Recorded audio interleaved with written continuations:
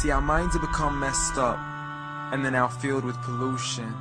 TV screens and magazines, we're beginning to look for a solution.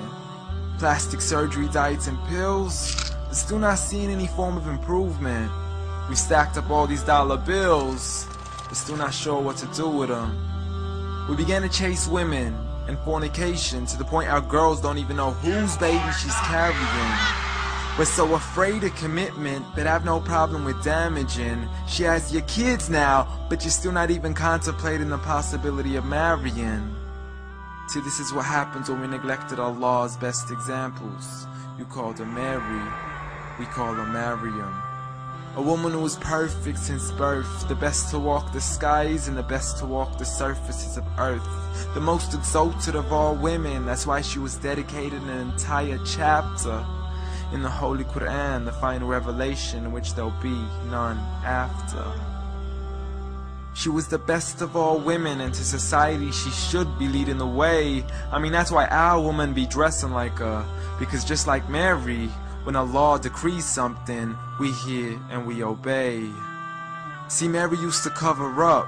Despite everything they used to say, she would hide in hibernation, and to Allah she would pray. And when she was visited by angels in the form of men, she said, if you fear Allah, you would go away, because in the presence of men, she would not stay. But anyways, today we're taught to be against segregation, before in support of all forms of liberation. To free yourself from the clothes that only lead to your degradation. Why do you gotta cover your face for? We gotta see your identification. But little do they know her identity's right there. A woman who fears Allah and commits to her religious obligations. See, I respect all women too, because that's what my religion teaches. To lower your gaze when you're walking, there's no need to check out every second woman's features. There's no need to even shake another woman's hand, because in reality, there's only one reason why a guy would be pleased to meet you. And you could go ahead and deny it, but don't blame me for stating the obvious. When the pornographic industry is worth billions, you still don't see where the problem is? Sex is embedded into society to the point we'll exploit it to merely sell a car. So you can act like this is all new to you, but you know for a fact how innocent we really are. I mean, just look at the simplistic way we're taught to dress. It's like if you dress less, then you're destined for success. You then force your women into heels and have the nerve to say that we oppress. You got it to dress up tightly, like it's an opportunity.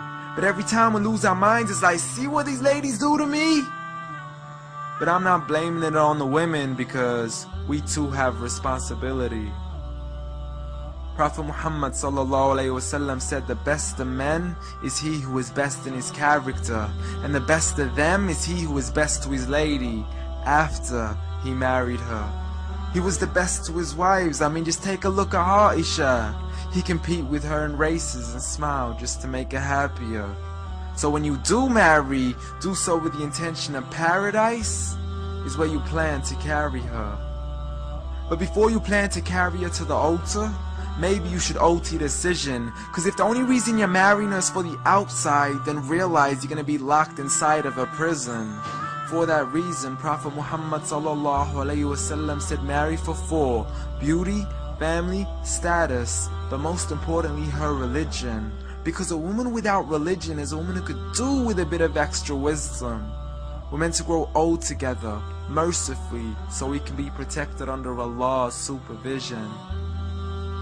But relationships are a mess, and there's no guarantees you're gonna be a survivor. So be kind to her, and know that Allah will be kinder. Be a man who stands in front, but also a man who can stand beside her. And if you're still looking for that good girl, don't go chasing after behind her. Rather search to find Allah first, for once you find Him, you're guaranteed to find her.